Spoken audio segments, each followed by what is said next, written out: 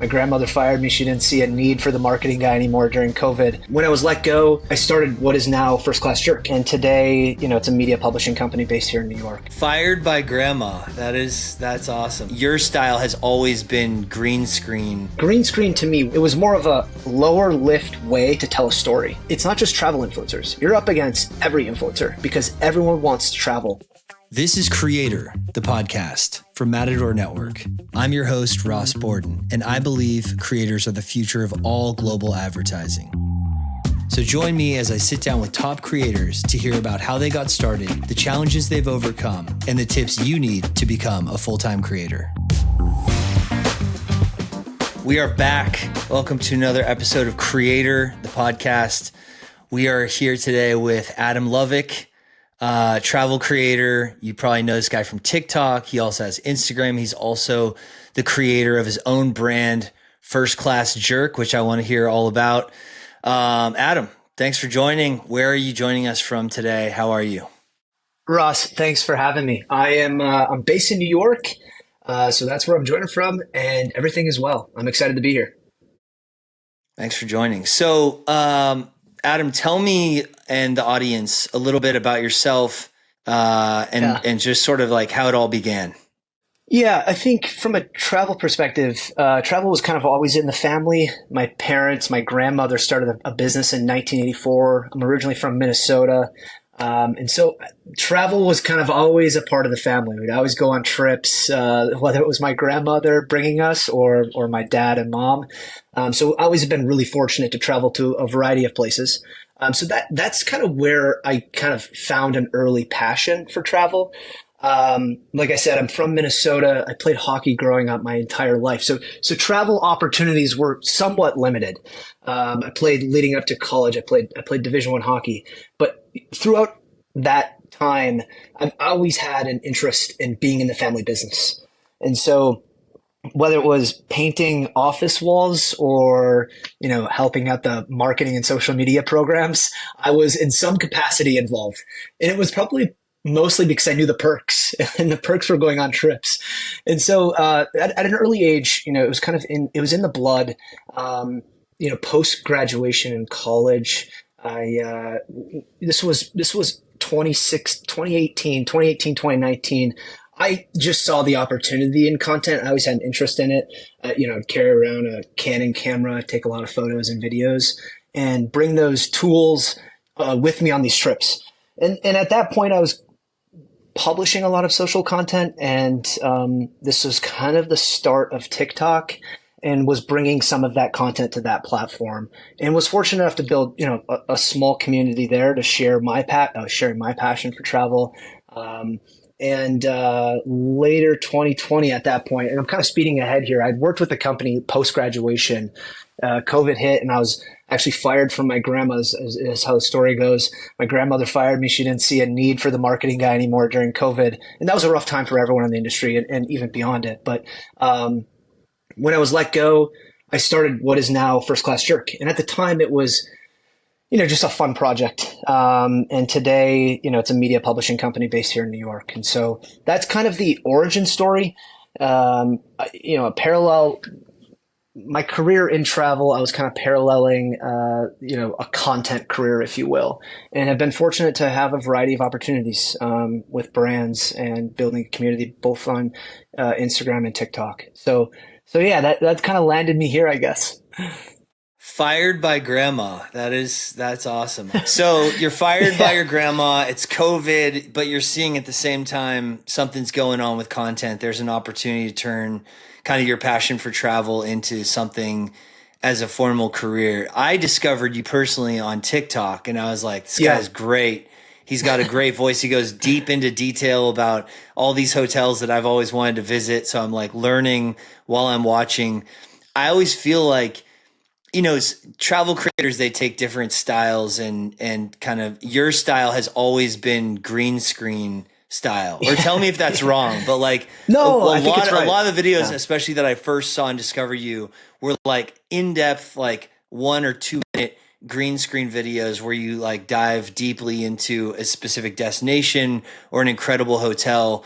Tell us about why you went with that Yeah. and why you think it's sort of struck a chord with an audience. Yeah, well, I think first and foremost that format started, during COVID, and so access to travel was a little limited. So I think TikTok evolved quite a bit in the last 4 years, and I might even be getting my time frames, my timeline wrong here, but because I'm not sure when that feature rolled out. But I thought green screen to me, whenever it started, it was more of a lower lift way to tell a story. And while a lot of research goes into this stuff, well, I have had some personal experience with some of these properties or airlines that we've talked about via green screen. It was just a way to share content at scale without actually having to be there. And so that was kind of a format that we thought would be a low lift way to tell a story, and you can still convey it with some of the assets that are readily available online. So that was kind of our original approach. Now I think a lot of that has evolved in some degree. Like being boots on the ground brings a little validity to the content, and bringing people with you as if they're there is a great approach. But everyone has a different style, and I think I've kind of pigeonholed myself into the green screen guy, I guess. And when you like the content, the photos or the videos that you're using behind you for the green screen, are you just grabbing those off the Instagram account of that destination or that hotel or that cruise? Or where are you getting the content that you're speaking about? Yeah, it's a great question because the internet can be the Wild West, and we've obviously at an early stage we ran into some issues by grabbing photos that weren't owned by the properties, and they were creators that shot this photo or shot this video, and it just happened to be on the property's page. And so we've run into those issues, and we've tried to get better and better about if we are using a creator's video or a creator's photo that we're asking for permission. But it's hard to really track down, to be totally honest with you. And so a good process for us has been going to the actual property or airline's page because it's safe to assume that it's their right or it's their property, unless that photo has been tagged with the photographer's handle. Totally. Yeah, it makes sense. Yeah. So TikTok, you have what, almost 300,000 followers now. You are much smaller, but you still have a very engaged following on Instagram. Tell us about sort of the differences between those two platforms. If someone's starting out as a creator, would you encourage them to start on TikTok or equal parts both, or where are you putting most of your focus? Yeah, it's a good question. I think syndication, which I guess maybe in simpler terms, creating for one platform and distributing across multiple, has become kind of a normal exercise for folks. I have been putting most of my time and energy into TikTok. Because I think the separation of an Instagram page and an Instagram audience and a TikTok audience, I mean, they were built with different.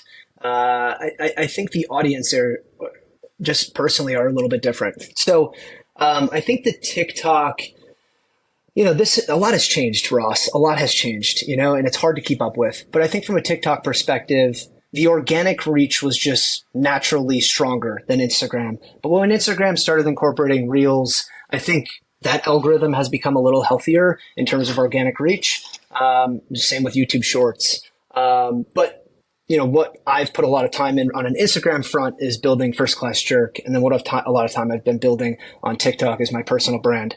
And you know what? I don't think I'm a great case study for that, to be honest, because I go a little bit back and forth on what the best approach is. I think where I guess my methodology or the method to the madness is make really good content. If it performs on TikTok, it might be a signal that it can perform on Instagram. And yeah, so tell us about First Class Jerk, because when I mentioned you're smaller on Instagram, that's your personal Instagram account, but you guys have hundreds of thousands of followers on First Class Jerk on Instagram. So start from the beginning. What made you jump from just being a creator and a brand around your own name to like a brand, and now, as you said, a publishing company. And then I want to hear all about the company, where you guys are at, what you're doing, how it's working. Yeah, totally. For starter, I think, we have never publicly shared where the name First Class Jerk comes from, but We've had a lot of comments around that name and if it's appropriate. I think in some contexts it might not be, but I think we want it to be a little different. And so, and a little bit more reverent, if you will. And I think people take travel a little too seriously at times. And so this was kind of a way to be different. But, First Class Jerk, as I mentioned, kind of started as a way to have a voice in the industry during COVID, and I had worked in the industry for 4 or 5 years prior to it kind of launching. But it was always a side project, and over the last year, we've really gotten serious about being a leading voice. I think the mission has always been, how can we tell better stories around travel for the internet? I think that's the mission, and I think in a lot of ways, travel has been one of the industries that hasn't really been disrupted from a media publishing standpoint outside of like what a traditional influencer looks like. But when we think about some of the legacy players like Travel and Leisure, Condé Nast, I always get in trouble for that one. We wanted to have an opinion. And when people think of opinion in media and publishing, they might think of a platform or a brand like Barstool.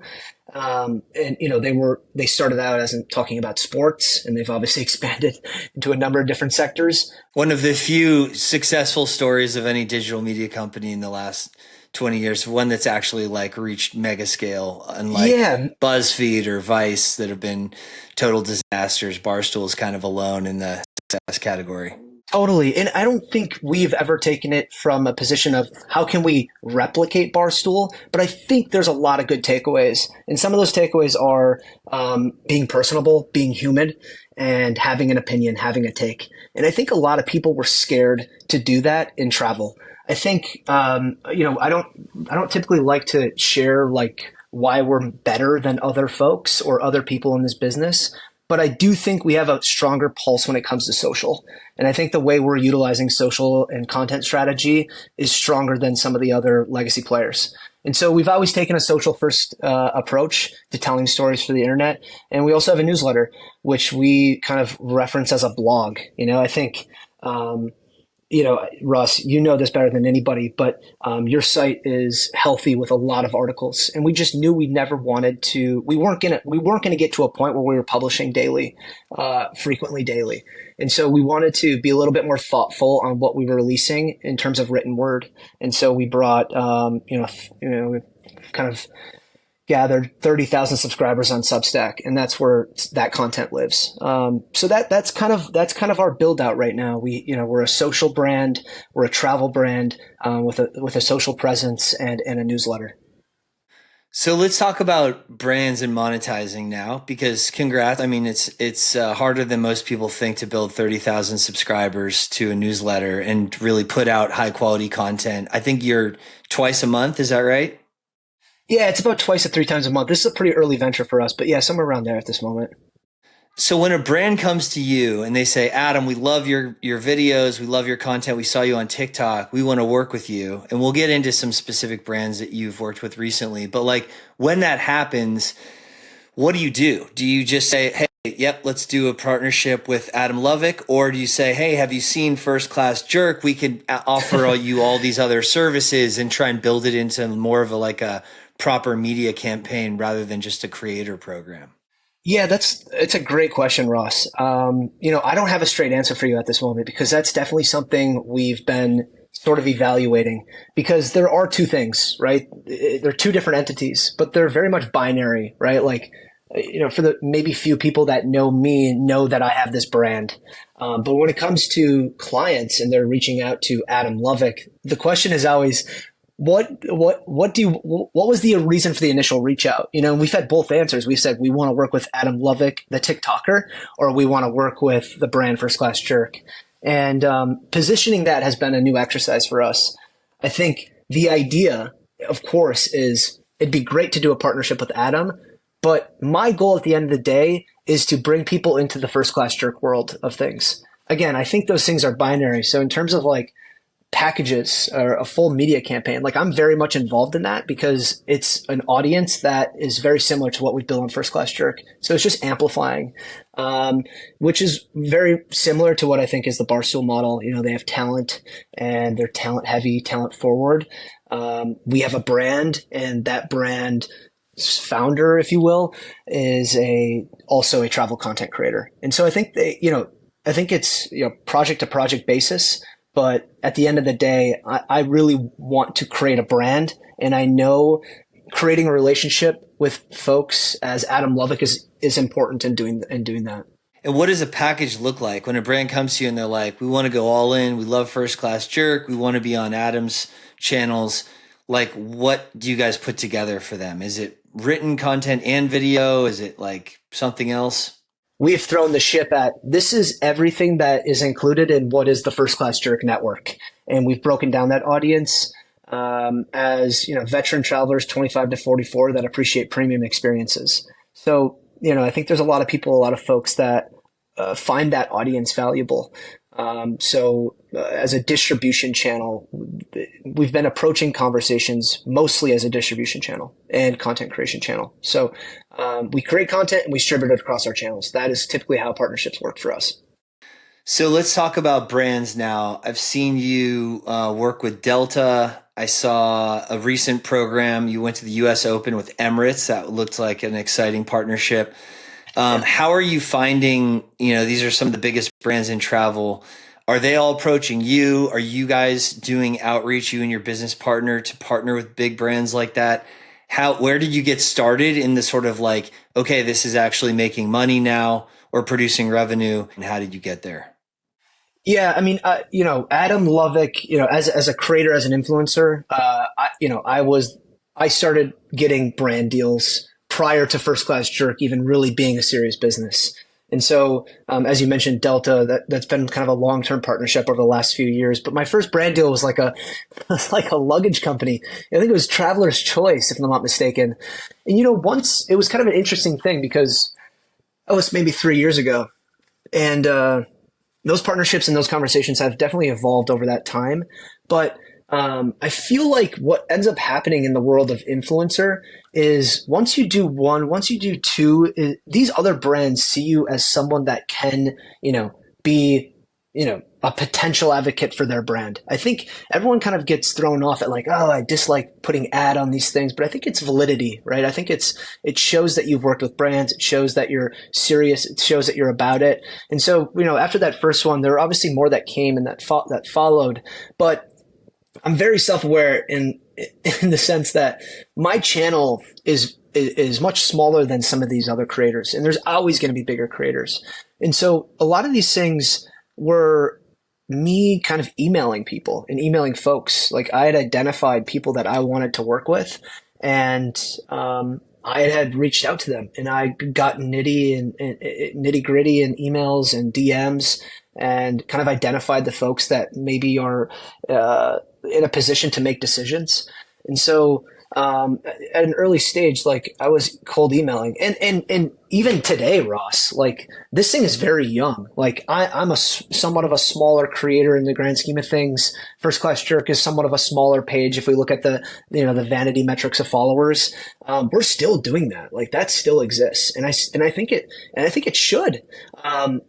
We get some inbound, but a lot of these conversations we're having is we're approaching these folks and kind of identifying who makes decisions and taking a lot of Zoom calls. So it's evolved over time. There's been small jobs, there's been big jobs.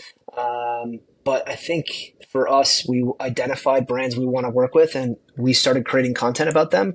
And it was kind of a proof of concept. It was a case study. Hey, listen, we think this is a good fit because here are some really good examples of our audience reacting positively.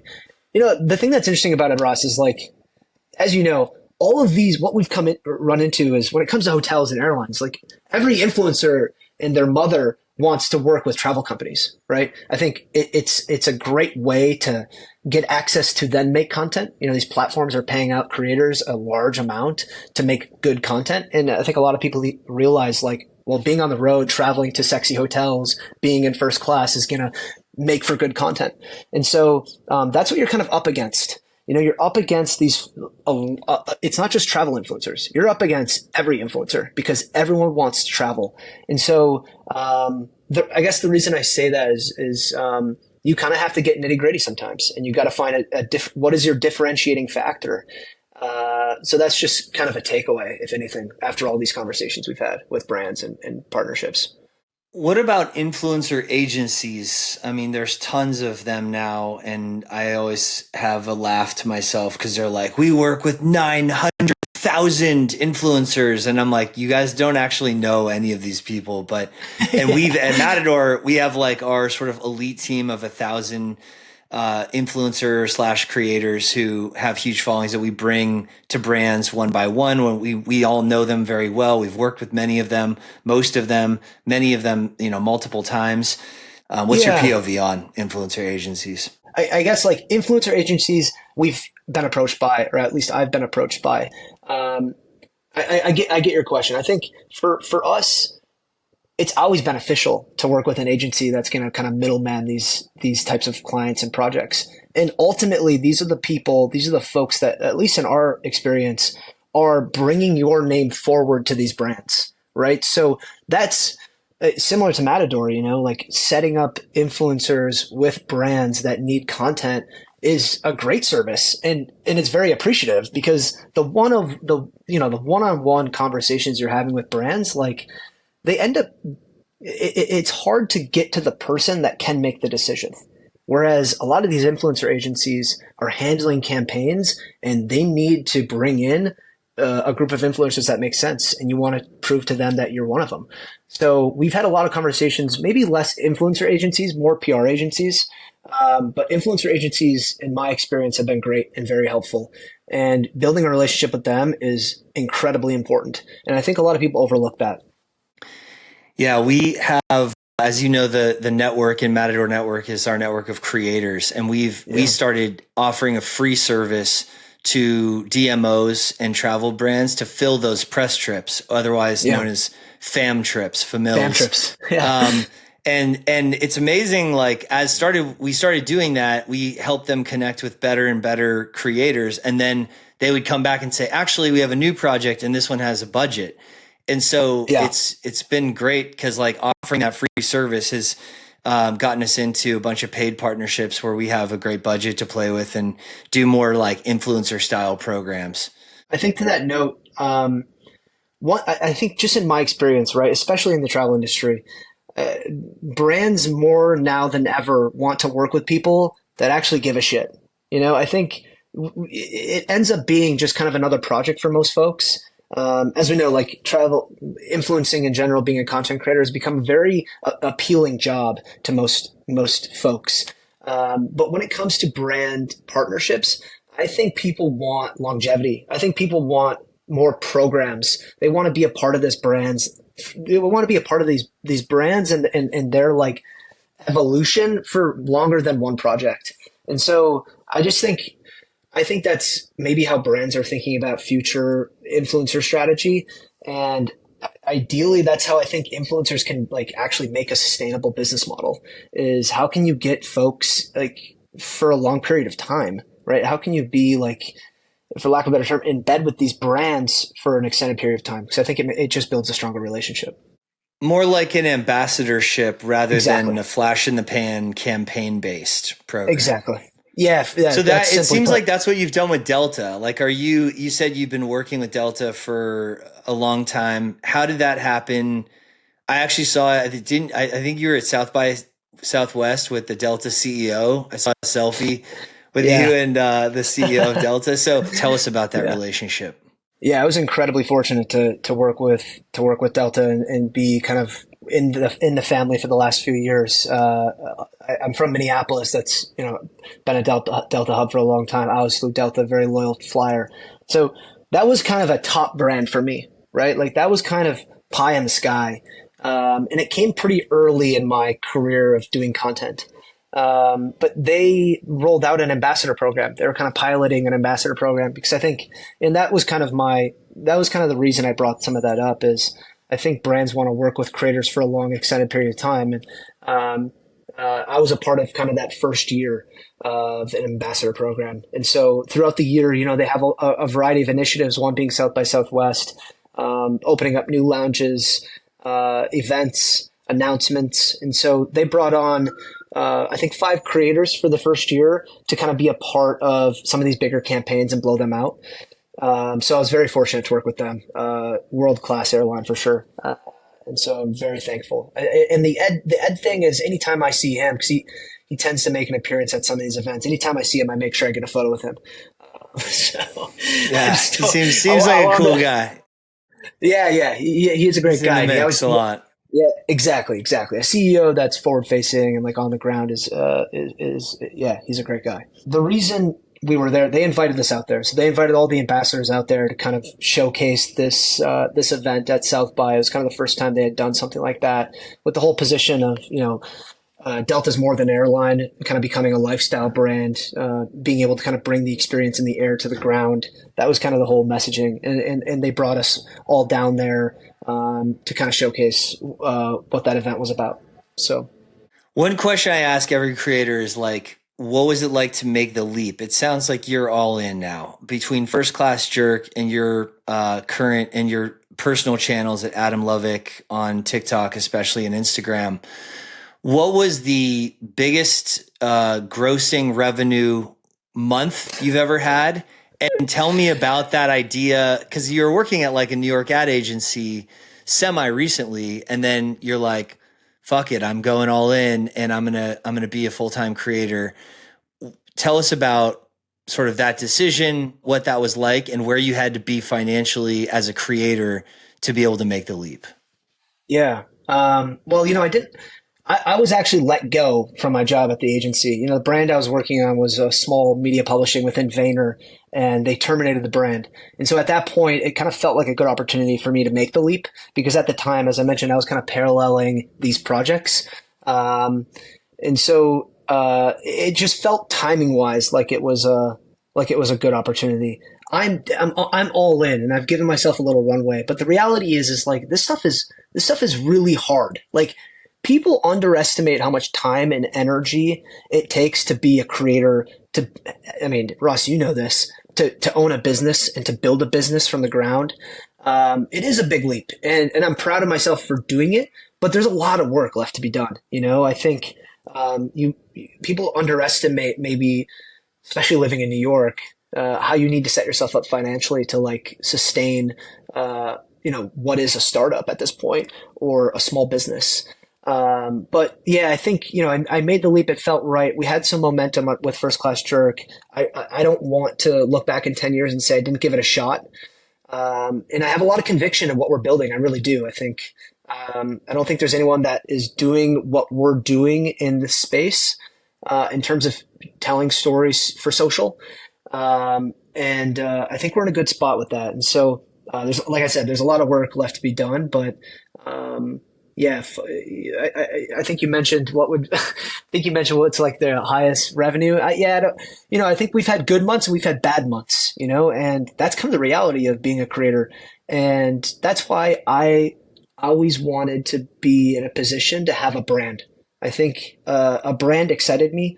I didn't think running around with, showcasing everything I do in my life was a sustainable thing for me. And I think people do. I mean, a lot of people do that and a lot of people love it. It just wasn't necessarily for me. I want to be a part of First Class Jerk. I want people to the affiliation. I want people to make the connection, but I don't necessarily want to be only an influencer, if you will. I want to have a brand. I want to, have a service. I want to build something, for lack of a better, for a kind of a lamer phrase, but something bigger than myself. And that kind of continues to be the goal. Yeah. So Adam, one other question that I ask everyone on the show, because we've talked a lot about sort of being a creator and the business of being a creator a lot, but we haven't talked enough about travel. So I want to hear about some of your favorite places on earth. And I always ask people who travel a lot, if you had to decide on 3 countries to live in for the rest of your life and your passport was only good in those 3 countries, you could not go anywhere other than those 3 countries, what would the 3 countries be and why? Yeah. Wow, that's great. Ross, it's like asking your favorite kid. No, I like the question, where could you live at 3 countries? And I want to be diverse. I want to be thoughtful about this, but the first thing that comes to mind is the US. Like, I think that's an answer, right? That's fair. I can say that. Oh yeah. Yeah. And a lot of people go, other than the US. I'm like, no, including the US. You have, yeah. if US is in the 3, it's got to be one of the 3. I love the US, and it's so, I mean, so many people know this, but so many people also overlook it. There's just so much going on here, from the national parks to the beaches, to the mount. I mean, there's just so much happening. It is so incredibly diverse, so incredibly diverse. If I could only travel to one country in my entire life, I'd stay in the US forever. But I think my other answer is Italy, or I'm kind of torn between Italy and Spain. I think Got to make a Italy, decision. I need three. yeah, I need three. yeah. Okay. I say the US. I will say Italy. I love Italy. I love Italian people. I love Italian food. But I think Spain is also sneaky. And, I haven't spent a ton of time in Asia. I think another maybe obvious answer would be Japan, but I'm going to go US, Spain, and Italy. I think what Spain offers is, outside, Italy obviously has the Dolomites and you can go north, but I think Spain is a very interesting country. I think Mallorca, got beat up a little bit over the last few years. I think, maybe overran, if you will, but incredible place. I think Barcelona is an amazing city, and I think I've always wanted to do the Camino. I think I would have to say Spain, Italy, and the U.S. And I feel like that's kind of a lame answer, but I'm kind of a simple guy. Awesome. Yeah. Cool. Well, that's just about it time. Thanks for joining. Anything else you want to share? And can you just review for those listening where people can follow and find you online? Yeah, at First Class Jerk on Instagram. We have a newsletter. Adam Lovick on any other platform that you use is where you can find us. Awesome. Thanks for joining, Adam. Good luck out there, and we'll work with you soon. Ross, I appreciate you. Thank you for having me on. Creator, the podcast, is produced by Matador Network. We are a leading global travel publisher focused on travel and adventure. If you enjoyed today's episode, please subscribe. Every week, I interview a new top creator. New episodes are released every Tuesday on YouTube, Apple Podcasts, Spotify, and everywhere podcasts are found. Thanks for listening.